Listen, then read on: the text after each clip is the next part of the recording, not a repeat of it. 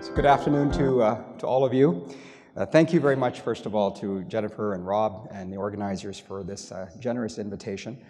Today represents the largest audience that we're going to talk to the Century Initiative about, and I hope the video as a bit of a teaser has certainly got you interested in the subject. I was going to begin today actually by saying, if you build it, they will come. But my actual message is, build it, they are coming. Now, as you saw in that brief video, the Century Initiative believes that population growth is essential to economic growth. Even allowing for the advances in technology, the Canada of the future will need a strong, stable, and skilled workforce. At our current rate of rather anemic population growth, we will leave our grandchildren a Canada that is poorer and weaker. The good news is it's not too late. By taking reasonable steps today, such as allowing increased immigration, we can put Canada back on the right path.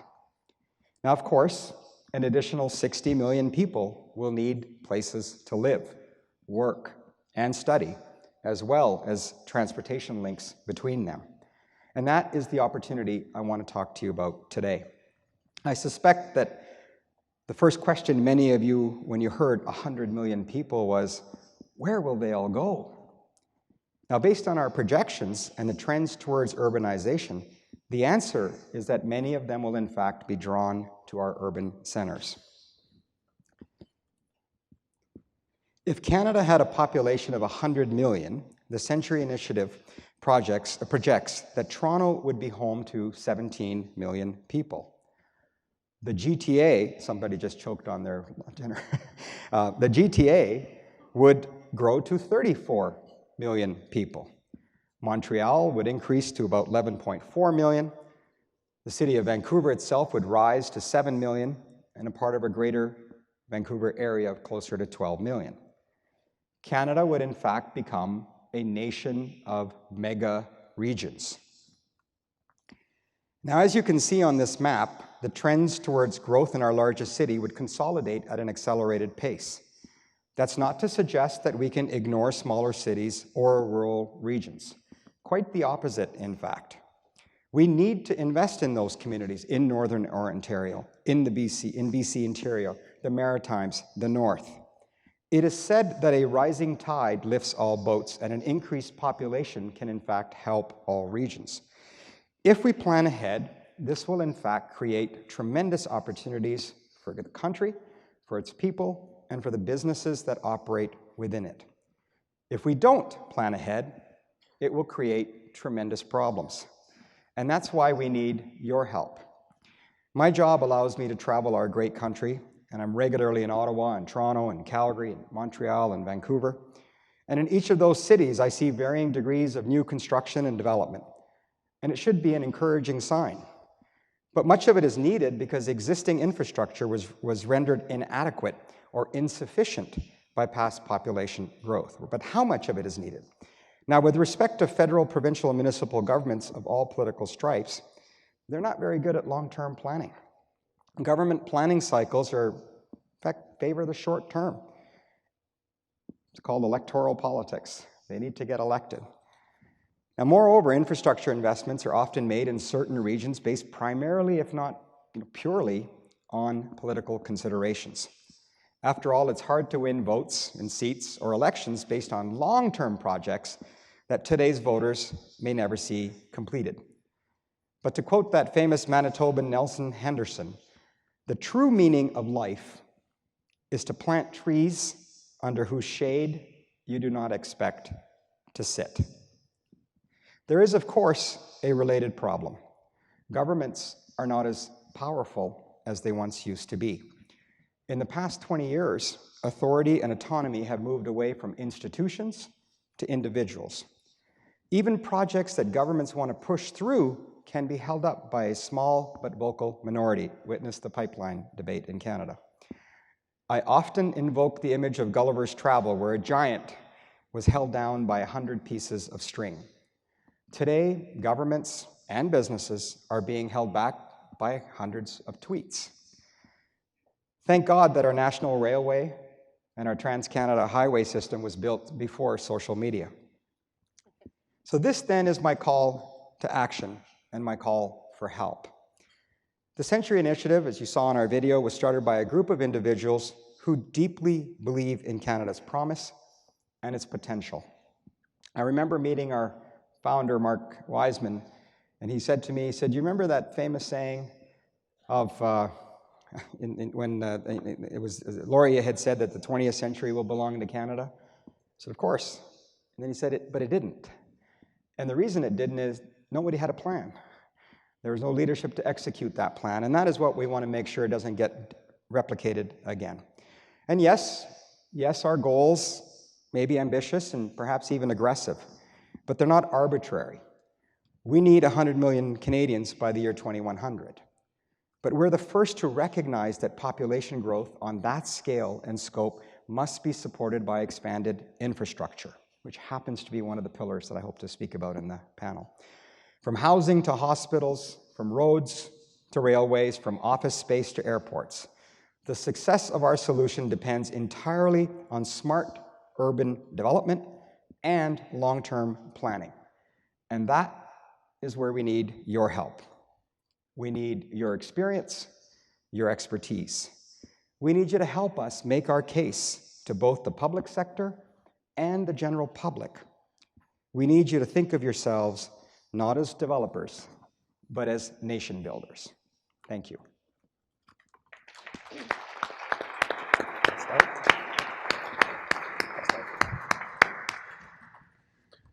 Thank you, Goldy. A very, very big idea. And it was interesting talking to you over lunch just about this big idea and getting a better understanding of what it is you're trying to do. I think we'll start sort of from the macro and then go to the micro. We talked about infrastructure, we've talked about transit, we've talked about population. You've got a room full of developers who would all love to accommodate the 6 to 8 million people who would move into this community and buy houses and buy condos. Where do you start? Where does this start? I know it's an idea, but from where does the rubber hit the road with the Century Initiative? Well, look, first of all, it starts with this, education, sharing a vision that perhaps you don't hear in your day-to-day or discuss at your day-to-day. But I always look at, what are we going to be measured by in our lives? And often it's what we've left behind. And so I think that having that honest conversation about what kind of a world you want your children and your grandchildren to be growing up with is not the kind of thing that you normally do. So we felt like we were filling a void as we're all busy sending out our tweets and Facebook friends, and we're being subject to a lot of short-termism. We are at the core an organization that is about public policy. We are focusing in on what we identified as sort of 5 pillars. And my view is, whether you believe in 100 million or 85 million or 125 million, look, that's just a big, hairy, audacious goal. We want to put it out there. It's sexy. It drives attention. And yeah, sometimes it freaks people out, but it also is a great conversation to have. I mean, do you know that our population since 1945 till now has tripled? Do you know that our population from 1918 to 2000 had actually gone up 3.7 times? Do you know that our proposal actually only suggests that population increased by 2.7 times over that same period of 2018 to the year 2100? So I actually consider us not ambitious enough. And yet we know that there are headwinds that are taking place in public policy. We know there's headwinds in public attitudes about migration, about control, about jobs, about housing and so forth. So we identified 5 pillars. No particular order. Immigration is where we started for obvious reasons. We're not asking for something outrageous. Current immigration trends are at about 1% of your population growth. We want to see that increase to, wait for it, 1.3%. That's it. 1.3% is about 450,000 immigrants a year. Currently, our government is just committed to bringing in about 1 million over the next 3 years. That's about 330,000 a year. We're only 120,000 apart to get to where we need to get to. Now, of course, the longer you wait to get to that number, the more that number rises, which is why we're kind of putting it out there as aggressively as we are on immigration. Urban development, obviously something very important to you. And when we say urban development, we're not talking about Toronto or Vancouver. I mean, part of our big objective here is to get outside, and I don't know how many of you come from outside, but we want to get this national. We're going to be giving some talks out in the West to talk about how do we populate areas where there are opportunities for people to come and work. And believe me, people follow. jobs. Why is the Maritimes in the situation that it is? People have left. Jobs weren't created, but they could have been created, also an area that had low immigration, by the way, and now is responding to that with pilot projects to bring in more immigrants. Early childhood education is obviously key. I don't think I have to get into that. Same thing with childcare. We know why that's important. And then something relevant also to you about employment and entrepreneurship and in terms of skills and labor. Those are all public policy issues. They're discussed every day in our society, but they're also viewed with a short-term lens. So our objective is to bring a longer view to those issues. And in your case, the urban infrastructure one, we have $1 trillion deficit in our infrastructure spending today. We're about to spend $750 billion of taxpayers' money from municipal, provincial, and federal governments. The decisions that you make, the projects that you complete will help us determine whether it's possible to have the kind of Canada that we're envisioning, or if you're responding to short-term needs, and then here we go again, when we can't afford the next round of infrastructure in 2050, we can't afford that. We've got to get ahead of that cycle. So, you know, it's interesting, you talked about the railway as being one of these big visionary ideas that maybe we couldn't execute today for a variety of reasons, including our comfort in our parochialism in our cities, a lot of people trying to protect what they already have, which can be a constraint to growing quickly, adding new infrastructure. I've often thought about this question, what's the big idea of the 21st century? What's the big infrastructure idea? It's one of the things that actually led me to housing and recognizing that we need to reinvent housing. You're talking about growth and using population growth as a driver in some way for big infrastructure investments, for significant public policy changes that would transform the way we approach growth and development. Because the reality is today, we're nowhere near being that ambitious. You know, we're having really big fights about one transit line here, one transit line there, and that's not just a Toronto thing, that's the way it happens in Vancouver, it's the way it happens in Calgary, it's the way it tends to happen almost everywhere. And it goes back to not having a model for building infrastructure that really has been visionary, like something like this initiative. If you lift your eyes and set your sights on something really bold, you have to then create the plan, of course, to get there. I'm thinking about the fact that Paris has never stopped building subways over 100 years. They're always building infrastructure because it's been tied to a growth agenda and a growth mandate. So my question for you is, I've been sitting here demurely, but in reality, my brain has been exploding because I'm thinking about this from a planning perspective and thinking, okay, we need a fundamental reorientation to how we deliver infrastructure in this country. Because right now, it is done in a way that is very small scale, it's minute, it's often petty, it's about buying votes as opposed to being driven by a larger vision of what this country could be. How do you upend that apple cart? How do you start all over? I think arguably one of the most important points I made in my earlier remarks is the transition of power to the people. Sounds corny, but the reality is the people are far more empowered today than ever before. And we need to do a better job of mobilizing our networks. We need to do a better job of engaging in the conversations that we actually want our politicians to be having. And we need to have a higher expectation of them in terms of how we want to be led, because what they say is, I'm doing what my people want. My people wanted a gazebo and Tony Clement's riding, so they got a gazebo. Somebody else wanted a bridge, someone else wanted a sidewalk, someone else wanted a park, so I just accommodated the wishes of my people. So the onus, I think, the onus and the opportunity is on us as Canadians, as taxpayers, as people who care about our country. I'm worried about Canada. If you get me going, you know, I can get down pretty fast because I travel not only in Canada, but I travel in the world. I was just in Germany, and the lessons I saw there, I hope we don't have to repeat, because it took Germany several crises to get its act together, several crises to figure out what an industrial strategy looks like, several crises to figure out how it's going to participate in the EU, what kind of infrastructure it's going to build. Like, I don't want Canada to have to go through that crisis, but ladies and gentlemen, we're on our way. We are on our way. If we do nothing to immigration, for example, right now, in 2050, the population will peak at about 48 million people. Okay? In the next 50 years after that, All we grow is by 5 million people. We drop to like 35th in the world in population. You can forget the G7, the G8, G20, and maybe people don't care, but I bet they do. I bet they think it's cool that Justin Trudeau is going to be hosting a G7 next month here. Like, it's nice to punch above your weight. We have historically been punching above our weight, but I dread that we are a very complacent society. We're a very comfortable society, and we're just cruising along. And you know what happens to cars that are in cruise control? I don't need to paint that picture for you. So we need a wake up. And we're trying to give you a wake up in a positive, optimistic way that says we can actually do something about these things. And none of the things that we're talking about are as far-fetched as they sound on the surface. I mean, we are one of the most welcoming countries. We have managed through all kinds of adversity. Our history is not rich. We've had some episodes in our history where we've failed that test of tolerance and diversity and understanding, but we've learned from it. We've moved on. What a vibrant, I mean, this pains me as an Albertan to say this, but like, what a great city Toronto has become, right? Like look at what Toronto has become. I mean, it's truly a world-class city. But you ask yourself, why is Amazon or someone like that looking at Toronto? They're looking at us because of our people.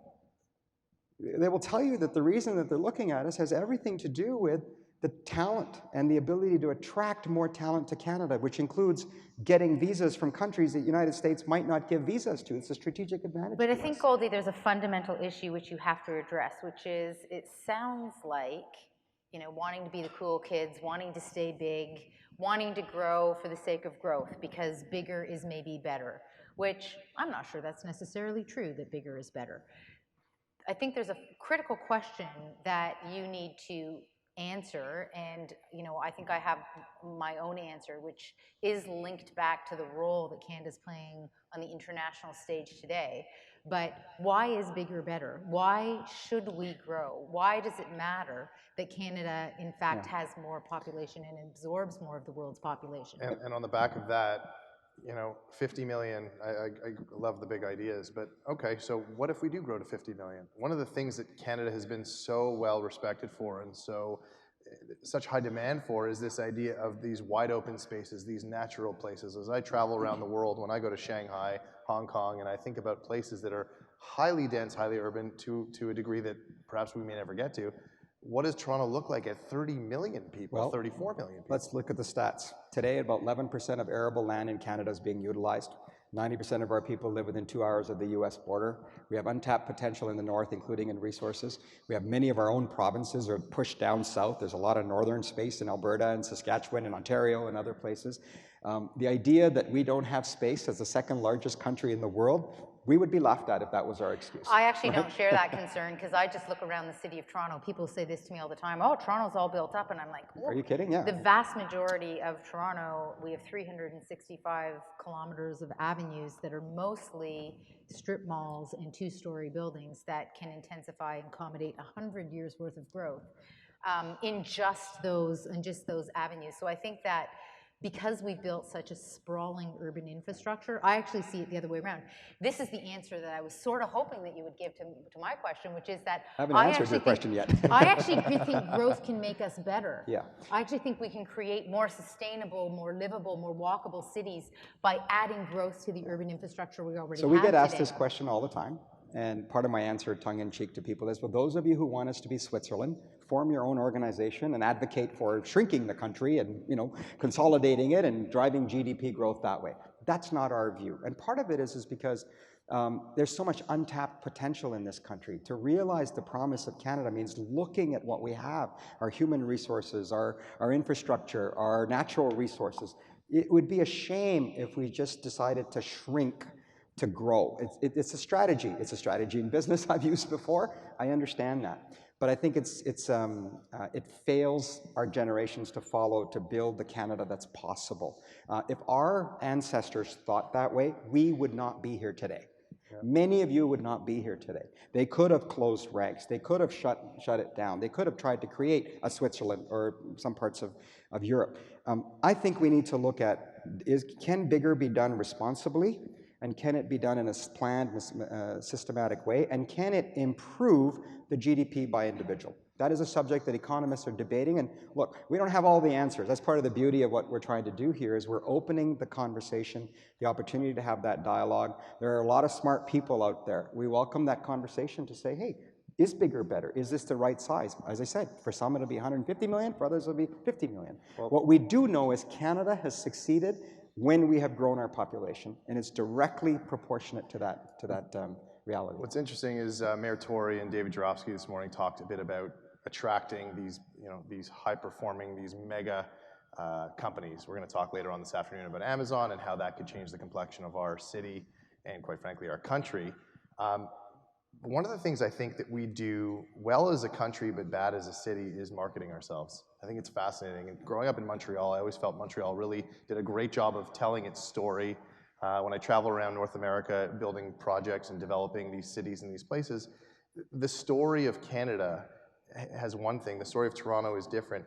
From an economic development growth perspective, one of the things that Century Initiative will require is bringing much more innovation and talent from abroad, population too. But so what does the Century Initiative think about how that's going to play out? You know, it's a very important question, Rob, and it's certainly one that I think that government does need to respond to. So just so you know, globally tested, Canada's brand has year after year been defined as, and wait for it, nice. Okay, that's nice, but so what?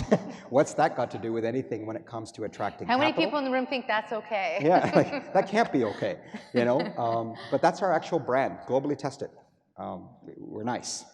That's not going to generate capital to form in Canada. That may or may not attract people to immigrate to Canada. You know, I've just come back from India with the Prime Minister's trip, and I've been sort of 4 times in the last 3 years.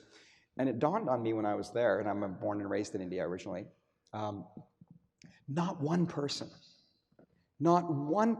asked me how to immigrate to Canada. Prior to that, the previous 15 trips were, how do I move? I've got so-and-so in line, so-and-so wants to do this, so-and-so. They're like, why would I go there? We just had Jean Charest come out and give a speech the other day where he said, our global reputation is becoming a country that can't build big projects, something very relevant to you. And I tweeted out something, I said, it's worse than that. We're a country that can't build big projects that our governments have approved. Like, how bad of a reputation do you quickly get? And by the way, I don't have to tell this audience, you're an entrepreneurial, august audience when it comes to business. Money's mobile. Money's mobile, people are mobile, and it's agnostic with great respect on values. It wants an ROI. If I can't get my ROI, I'll go somewhere else. And we know right now we're seeing capital exodus to the United States. Doesn't matter what the president says or does on his tweets. He's deregulated, he's cut taxes, and he's repatriated profits. See you later, says capital. Right? So we have to have a response to that, and my fear is that it will take a crisis. And so how do you brand Canada differently? My view is you take a look at what others have done. Australia spent $100 million on a branding campaign. Capital has flowed in. Students have responded. They're building infrastructures to respond to that growth. They've dealt with their issues around immigration and First Nations. They're dealing, like, we have a lot of countries that have similar problems that we do. But rather than say, we're satisfied with being nice and, isn't it great that the Leafs made the playoffs for the first time in a long time? Like, it's a sense of complacency. We have got to have more urgency to the way in which we think, and we need to brand ourselves as innovative, as creative, and even cool, but not nice. Like, I think we need to get beyond that. So if we go back to this question of infrastructure, because it strikes me, and I don't know, this just might be my bias as an urban planner, that at the end of the day, if you don't have the infrastructure, you can't have the growth, and even worse, if you do accommodate growth without having appropriate infrastructure, whether it be transit or schools or parks. Yeah, you build resentment. You build resentment. Totally. And you actually, I would argue that one of the reasons that in some places in our cities we see resentment being built is actually with good reason. It's because we've not built the infrastructure to accommodate growth.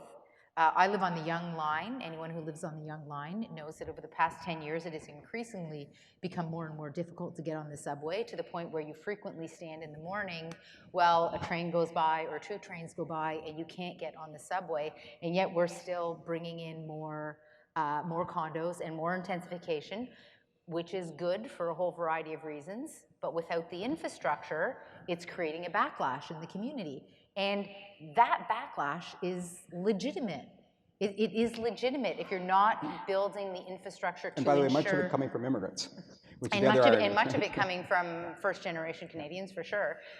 But that backlash is, you end up in this non-virtuous cycle where you don't have the infrastructure, so you get the backlash, so you stop building everything, then you don't get the infrastructure reinvestment.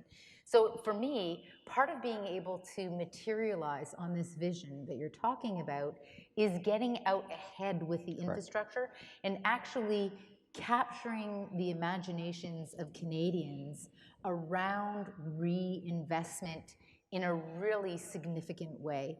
And it's interesting, I blame the media a little bit for this, because every time we try to plan a new infrastructure project, they start screaming about how there's no funding to do it, to which I always say, well, you sort of need a plan first. You can't go cost a project without a plan, knowing your station locations. This happened on the relief line, lots of screaming that there was no funding for it. You have to get the planning done. You have to actually identify the need before you can get the funding. We do seem to be caught in a cyclical trap that's quite different from the dynamic that you see in places like Singapore or in Paris or even in London, where there's a much more ambitious, ongoing, concerted approach to building the infrastructure that's required to support livability over the long term. So there's a lot there to unpack. Let me start with this. First of all, it cannot all be about Toronto, and it cannot all be about just the big cities, for the reasons that Rob mentioned. Where will they all go? Well, they can't all come to Toronto. They can't all go to Vancouver. We have to utilize space that also exists. How do you do that?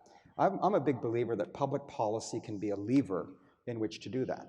So whether you want to create tax incentives or other forms of incentives and say to people, I always often said in these panels, if my parents were told, listen, you can't go to Calgary, you got to go to Moncton.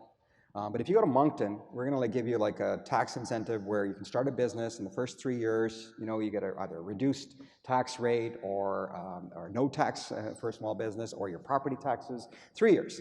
In that 3-year period, I would have started school, my mom would have started a job, my brother would have started school. Next thing you know, my aunt would have immigrated to Moncton and not Calgary. We would have started talking about, geez, we need more people here. We would have started, a little community mosque in our basement. And the community would have grown. And then someone would have come and said to my dad, do you want to move to Toronto? No, I don't want to move to Toronto. I got a great life in Moncton, right? So you just can't say everyone wants to live in the big city. I don't think that's true. But what we end up doing is, because that's where the population is, that's where the elections are. What matters in this election? 905. But I think, right? just to pause you there for a 416. minute, I think you're hitting on the complexity of doing this. I've been doing some work in Halifax. The Halifax Peninsula currently has less density than it did in 1950. A new planning framework has been in place. It's all about adding density to the peninsula. So the built form framework, the planning policy is emerging to make that a reality. But there's a really big white elephant in the room. The peninsula has a 22% vacancy rate for office uses, for employment uses. Halifax has not been able to attract any kind of employment growth other than money that has come through national defense, for example.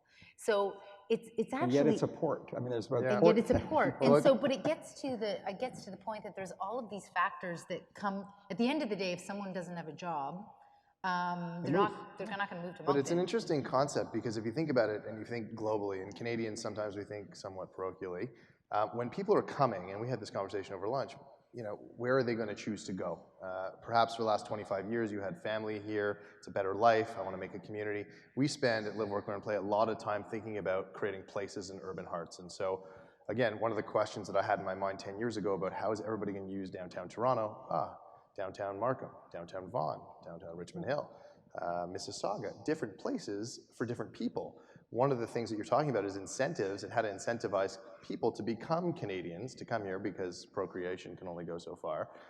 We got to figure out how to do that, but then geographically speaking, people may want to live on the water. They may want to live on the water at Lakeview in Mississauga. They may want to live in Moncton, New Brunswick. How are we attracting these people that look at Canada and say, wow, I want to be a part of this thing? And I think that starts at the top, because from a policy framework, from an intervention framework, from a federal perspective, if we can't get that done, it's going to kind of be hard. Yeah, it's a deep question, and I think a lot of it has to do with the reimagining notion. The idea that how we market ourselves, to your earlier point, how we communicate the opportunities in Canada. Look, there are people who don't want to live in the major centers. right. We have to go find them. They're living in all kinds of places in Europe and Asia and other places who say, I don't want to live in the big place. But if you tell me, I mean, look, the other There thing are we have people to... who don't want to live in the city today that are moving out of the city. Agreed. But we also have to look at what's down the road. We were talking at lunch about innovation, disruption. You know, I firmly believe that the Hyperloop will exist in my lifetime, that there will be a way to go from Montreal to Toronto in 30 minutes. I don't get coffee or juice on the thing, but in 30 minutes, there. You want to talk about housing impact? You want to talk about prices that are being affected? Like, we can't believe that the status quo is going to be the same forever. Like, it's not. There's innovation happening, there's disruption happening, things are changing. And so we have to be prepared for that. But you know, I do want to speak also to the issue of this moment, this time in our history. I think it's going to be one of those seminal moments where historians are going to look back and say, what did those group of people do in 2018? They had a chance to spend nearly $1 trillion on infrastructure. What did they do to build this country and make it sustainable, to make it attractive? I am not denying at all that there are fundamental issues to this kind of growth. Housing being the most obvious one, transportation, water, environment. There's a lot of things that are out there. We don't have all those answers, but boy, if we don't think about them, if we don't create a forum in which to talk about how to realize the promise of Canada, if you think money not coming is a problem and money not leaving is a problem, let me tell you the problem if people don't come. And we don't even talk about emigration that is happening from Canada outward. These are really fundamental issues, but as I said, we're comfortable, we're borderline cocky about how great we are compared to everybody else. I don't know, the cocky and the nice thing, those are such different images. The smugness comes out sometimes, let me tell you. It doesn't take much. It does come out sometimes. See some tweets from our Prime Minister. I mean, suddenly we feel holier than thou because someone else is doing some things that contradict our values. Okay, but he's going to be gone in 7 years, probably 6 years, but then what?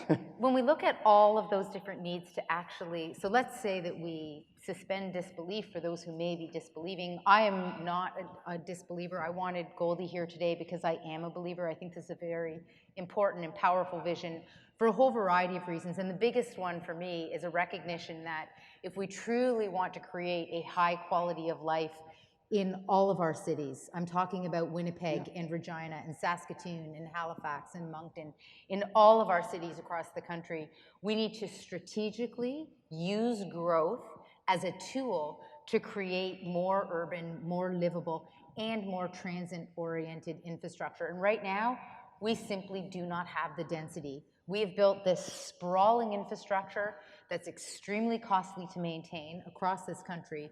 And the only way we can really fix that is by bringing people in close and creating a really dense urban form. And we can completely transform the quality of life. I think so, by doing that. I'm less concerned about the housing, maybe because that's what keeps me up at night, and I have a model that I believe deeply in. Our goal at Creative Housing is to build 50,000 units over the next 10 years of affordable rental housing, on transit, very green, dense, urban, where you can raise your family in a multi-family, multi-unit housing, and it's a really high quality of life. We're hoping more people will embrace this model and do the same thing because we think a significant hundreds of thousands of units are actually required. So I get that piece. The piece that where it gets stuck in my brain is around the job piece, and only because I have over the past 15 years, except for the part of the time when I was a chief planner, worked in mid-sized Canadian cities like Winnipeg and like Halifax that are simply not seeing the employment growth. And unless we figure out what the economic drivers are going to be, I don't know how we're going to attract the growth into those cities. Competitiveness is the answer. We're not a very competitive society. We have a small market, and therefore we have a couple of airlines. We have 3 telcos. We have 4 or 5 banks. And so when we talked to those organizations and said, how are you going to grow? Where is your customer going to come from? Where is your margin improvement going to come from? Light bulbs went on because, again, they've been comfortable too. We live in one of the most protected economic societies. So we're challenging people to think about the comfort that we feel to say, yeah, but what about your kids and what about your grandkids? And look, my view is we've done all of this already. It's not like anything we're saying has not been done in Canada. We've done it all. I've just given you all the statistics, going back to the last century, to the last 75 years. I can give you whatever stats you like. We are actually multiplying our population all the time.